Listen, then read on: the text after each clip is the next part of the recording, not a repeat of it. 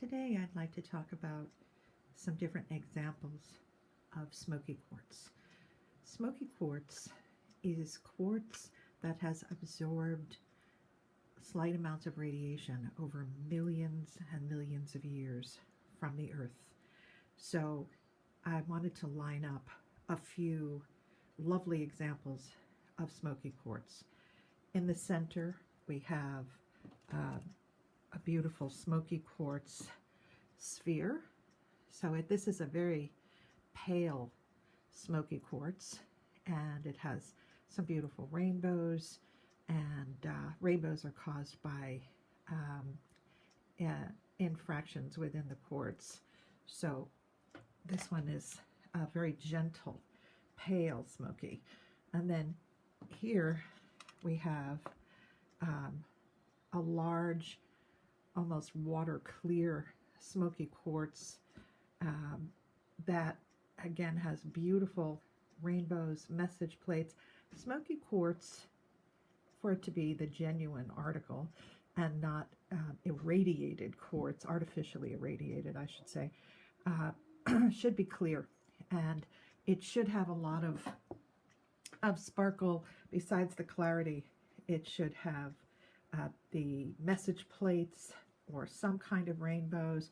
Here's another lovely example of smoky quartz, very clear, beautiful rainbows, and you can see all of the sparkle, the translucence of this. Then here we have a smoky quartz egg. I want to be able to hold it so that you can see that this one has hundreds and hundreds of what are called rutile needles. Rutile is a different type of stone that grows in straight lines, and it can look like filaments, or it can actually look like acupuncture needles.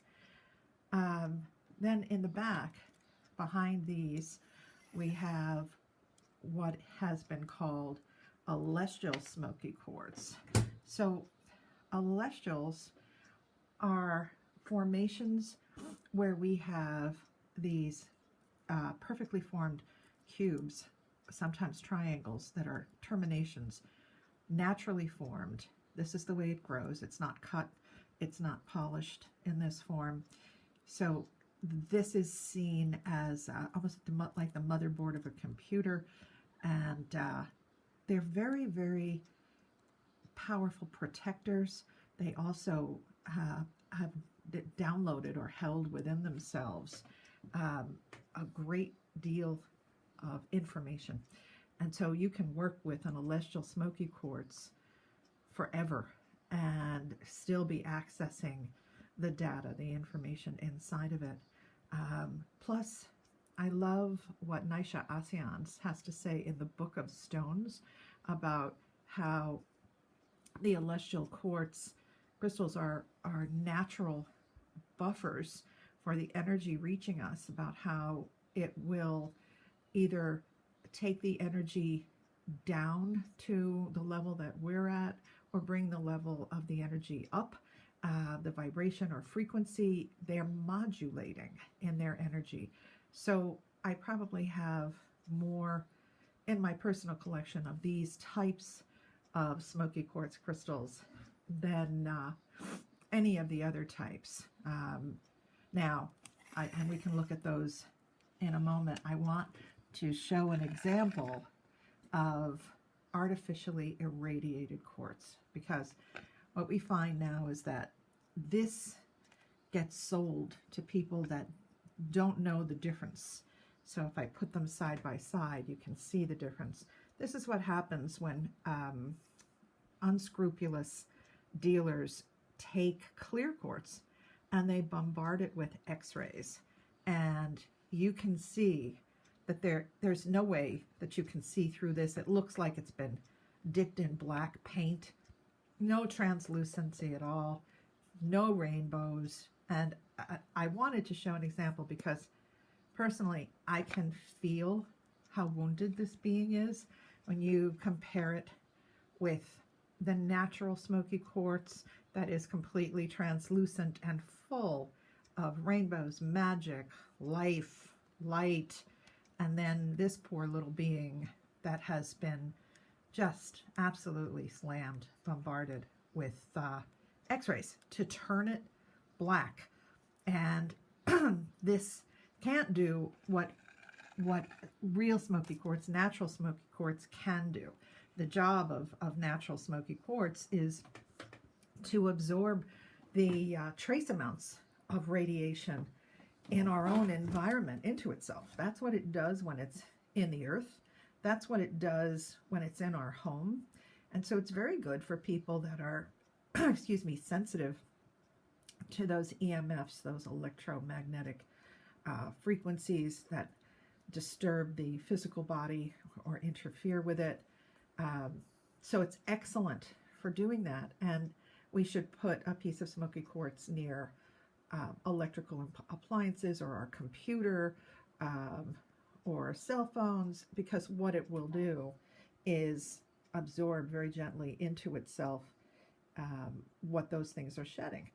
So before I end this, you can see on my desk here, behind these, you can see an amethyst and smoky celestial. I have a number of those in my own personal collection. Those are a wonderful vibration, because then you have the beautiful energy of the serenity of the amethyst and the protective qualities and the grounding qualities of smoky quartz. Smoky quartz is enormously grounding without making one feel trapped or claustrophobic. It doesn't force the groundedness. It just supports that feeling of being grounded.